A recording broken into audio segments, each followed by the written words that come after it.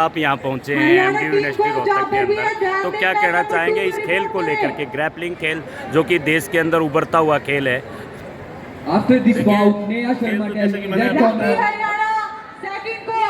National grappling जो event यहाँ हो रहा है एमडी यूनिवर्सिटी में, ये हमारे खुद के लिए बहुत अच्छी बात है। सिटी में, हमारे डिस्ट्रिक्ट में, हमारे स्टेट में हमें मौका मिला है इस नेशनल इवेंट को ऑर्गेनाइज कराने का।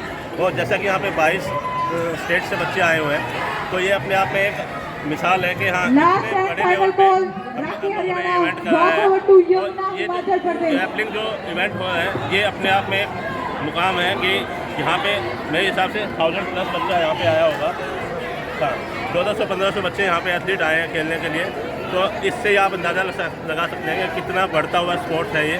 तो इसमें भी जल्द से जल्द जितने भी बच्चे यहाँ से जीतेंगे वो नेशनल भी खेल रहे हैं, इंटरनेशनल भी खेलेंगे, और फिर देश के लिए जो मेडल लाएगा वही आप लगा सकते हैं कि ग्रैपलिंग कितना आगे जाएगा। इंटरनेशनल लेवल पे भी भारतीय टीम जाने वाली है, नवंबर के अंदर जाएगी।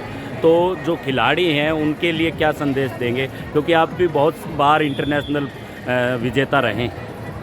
देखिए, जब हम इंटरनेशनल खेलते हैं तो उसमें मैंने जैसे अभी बताया कि उसमें ये नहीं होता कि मैंने medal Neha Sharma Delhi red corner, Hindustan Vinita Haryana blue corner. तो उसमें हमें अपने लिए नहीं, हमें ये सोचना है कि अगर आज मैंने यहाँ बेस्ट नहीं दिया तो सिर्फ मेरी बेइज्जती नहीं है, हिंदुस्तान की बेइज्जती हो जाएगी। तो अपने हिंदुस्तान के नाम को आगे बढ़ाने के लिए हमें अपना बेस्ट देना पड़ता है। और भाई वैसे ही मैं पूरी टीम से मैं धन्यवाद करूँगा कि वहाँ जाएँ और अपना बेस्ट दें और देश के लिए मेडल लाएँ और वहाँ पे जाके नेशनल एंथम बजवाएं। नेशनल एंथम तब बजती है जब आपके देश का गोल्ड मेडल आता है। तो गोल्ड मेडल के लिए फाइट करें, अपना बेस्ट दें। ये ना सोचें कि सिर्फ मुझे जीतना है, मुझे पूरे देश को जिताना है। तो ये भावना लेके आप स्टेज पे चढ़ें, वहाँ चैम्पियनशिप बन जाए खेला है। लेकिन उसके जो रिस्पेक्ट है वो कभी हमें भूलनी नहीं चाहिए, क्योंकि किसी भी टाइम में उन्होंने देश के लिए मेडल लाए हैं, तो वो हमें भूलना नहीं चाहिए। और आगे भी जैसे इंटरनेशनल लेवल पे जैसे उनका ट्रायल वगैरह जो भी चल रहा था, मुझे खैर इतना पता नहीं है उस बारे में। तो हमें जब हमें पता है कि हम इंटरनेशनल लेवल पे जीत सकते हैं, तो हमें किसी भी भागना नहीं चाहिए, हमें वो फेस करनी चाहिए। और वहाँ पे जाके हमें अपना बेस्ट यहाँ पे भी देना है, वहाँ इंटरनेशनल पे भी देना है। तो यही कहूँगा, खिलाड़ी की भी इज्जत उतनी होनी चाहिए जितनी हम कोच को देते हैं। ठीक है, कोच, आपको एक चीज़ बता दूँ, दुनिया में सिर्फ 2 इंसान ऐसे होते हैं जो अपने से ज़्यादा अपने बच्चे को कामयाब बनाना चाहते हैं, एक बाप और एक उस्ताद। तो उस्ताद की भी उतनी इज्जत होनी चाहिए जितनी हम अपने फादर की करते हैं। तो कभी भी ये नहीं सोचना चाहिए कि मेरे उस्ताद ने कम सिखाया या मैं उस बच्चे को ज़्यादा सिखाया। उस्ताद के लिए सभी बच्चे एक जैसे होते हैं। तो हमेशा स्पोर्ट्स को, जैसे कि मैं अभी भी बता रहा हूँ कि जहाँ पे जितने भी बच्चे खेले हैं वो मैं के लिए नहीं खेले हैं, हम के लिए खेले हैं। आई तो आई है और वही है। तो हम बन के खेलना है, हिंदुस्तान के लिए खेलना है। Thank you so much. Sir, आपके ध्यान में ये क्यों आया अभी मैंने बॉडी बिल्डर ही बनना है? देखिए, मैं आपको बता दूं, ये बहुत पुरानी बात है। मैंने जब स्टार्ट किया था 2000 में, पानी की व्यवस्था करें। मेरे अंदर से 47 kg वेट था और बाइसेप्स जो था सिर्फ 9 इंच का था। और मुझे शौक इतना ज़्यादा था कि मैं टी शर्ट में सिलाई लगवा के मैं टी शर्ट टाइट डालता था। लेकिन तब मैंने अपने पहलवान भाई को एक को देखा, जिन्होंने हमारे वहाँ पे कुश्ती का प्रोग्राम हुआ। आज कुश्ती के यहाँ से आया हूँ तो उसी के बारे में बता रहा हूँ। तो वहाँ से मैं उनको देखा, मैं कहा इतनी तगड़ी बॉडी भी हो सकती है। तो उसको देख के मुझे इतना मोटिवेशन मिला। शायद उस टाइम मेरी एज थी 16 साल के आसपास। तब मैंने सोचा कि मुझे भी ऐसी बॉडी बनानी है कि लोग कहें कि हाँ कुछ है। तब मैंने स्टार्ट किया। ऐसे तो यही है, देखिए, जब हम किसी भी स्पोर्ट्स में जाते हैं, सबसे पहले तो ये हमें फील करना चाहिए कि हम जीतने के लिए नहीं जा रहे। जीतना बाद की बात है। पहली बात है कि हमें अपना बेस्ट देना है। आप बेस्ट दोगे तभी आप जीत पाओगे। कई बार क्या होता है कि जजेस भी कंफ्यूज हो जाते हैं कि हाँ भाई ये बच्चा जीता है, वो बच्चा जीता है, तो एक आधे पॉइंट से बच्चा ऊपर नीचे हो जाता है। और उसमें फिर बच्चे के मन में ये रहता है कि मेरे साथ चीटिंग हो गई। ये हमारी बॉडी बिल्डिंग में काफ़ी बार होता है और बच्चे डिमोटिवेट हो जाते हैं और गेम को छोड़ देते हैं। तो हमें कोई भी गेम है, किसी भी लेवल पे हम जब जाते हैं तो वहाँ से हमने सीखना चाहिए और ये फील करना चाहिए कि हमारे अंदर क्या कमी है जिस वजह से हम आज नहीं जीत पाए। उस कमी को हमने निकालना है और नेक्स्ट टाइम जब हम आए तो हमारे अंदर वो ये जज्बा है कि हाँ इस बार मुझसे वो गलती नहीं होगी जो मुझे पिछली बार मैं जिस वजह से जीत नहीं पाया। सर, आप क्या कहना चाहेंगे? इतने बड़े बड़े जो खिलाड़ी हैं इंटरनेशनल भी यहाँ पे पहुँचे। देखिए रण सिंह जी, मैं तो पिछले 4 दिन से हम लगातार यहाँ पे हैं यूनिवर्सिटी में। और बहुत सारे हमारे गेस्ट आए हैं, लेकिन एक वर्ल्ड लेवल का प्लेयर आता है, क्योंकि हम सब प्लेयरों के लिए ही काम कर रहे हैं, तो बहुत दिल से खुशी होती है। और इस तरीके के जो प्लेयर हमारे हिंदुस्तान का नाम वर्ल्ड लेवल पे जा कर के, क्योंकि जब ये आए थे उनसे पहले मेरे मित्र के द्वारा सोनू भाई हमारे पास आए हैं, तो मैंने स्टडी किया इनको वर्ल्ड लेवल पे, एशियन लेवल पे इन्होंने काफ़ी देश का नाम रोशन किया। और मैं तो यही शुभकामनाएं दूंगा ग्रैपलिंग के प्लेयरों को भी, सोनू भाई को भी, और भी आगे जाकर के हमारे देश का नाम रोशन करें। और ऐसे ही ग्रैपलिंग में जब भी हम बुलाएं, हमारा छोटा भाई हमारे हमेशा मन करता है। बिल्कुल, मैं आप लोगों के साथ हूँ और हमेशा, क्योंकि देखिए स्पोर्ट्स एक इकट्ठा वर्ड है, उसमें ये नहीं कि मतलब बॉडी बिल्डिंग अलग है या ग्रैपलिंग अलग है, क्रिकेट अलग है। जब जहाँ पे स्पोर्ट्स की बात आ गई ना, तो उसमें हमें ये नहीं सोचना चाहिए। बहुत बड़ा मैसेज मैडम ने जब क्वेश्चन किया, सोनू भाई ने एक बहुत बड़ा संदेश दिया कि प्लेयर की इज्जत होनी चाहिए, उसको भूलना नहीं चाहिए। उसने कभी मेडल जीता था, लेकिन उसके साथ साथ एक बात हमें बहुत बड़ी की कि प्लेयर को चुनौती हमेशा स्वीकार करनी चाहिए, कभी भी चुनौती से नहीं भागना चाहिए।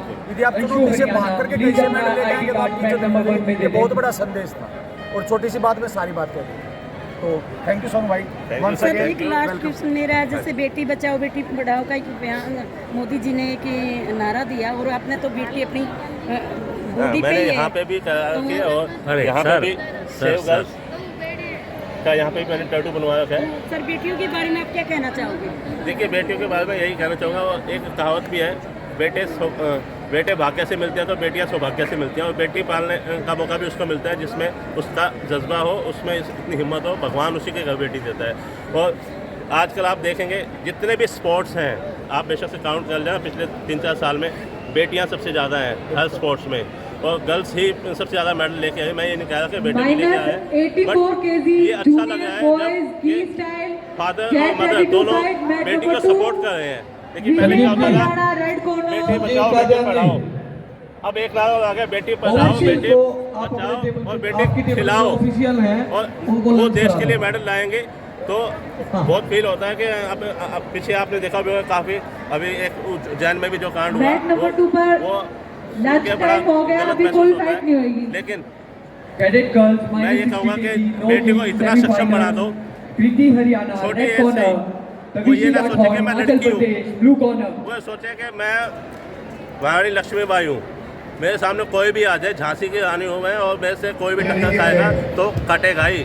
तो लड़कियों को इतना सक्षम बना दो, उनका कॉन्फिडेंस इतना होना चाहिए, तो अकेले भी ये फील ना हो कि मेरे साथ कुछ हादसा हो जाएगा, वो ये फील करे कि मैं किसी को बचा सकती हूँ।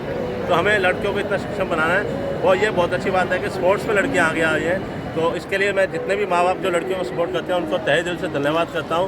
एक बेटी को इस लेवल तक लेके जाना कि वो इंटरनेशनल लेवल तक, आप देख रहे होंगे आजकल लड़कियाँ सब कुछ कर रही हैं, हवाई जहाज भी चला रही है, सब कुछ करती हैं। तो स्पोर्ट्स में तो आगे आनी है, और सभी बेटियों को मेरी तरफ से शुभकामनाएं, और थैंक यू सो मच। जय हिंद, जय भोले।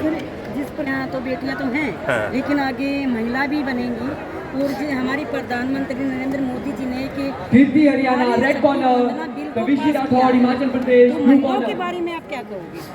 देखिए, बेटी होगी तभी तो महिला बनेगी, और महिला बनेगी तभी माँ बनेगी। जो बेटी को अगर सपोर्ट मिल रहा है, वो बड़ी होगी तो कल को वो महिला बनेगी, तो वो भी अपने बच्चे को सपोर्ट करेगी।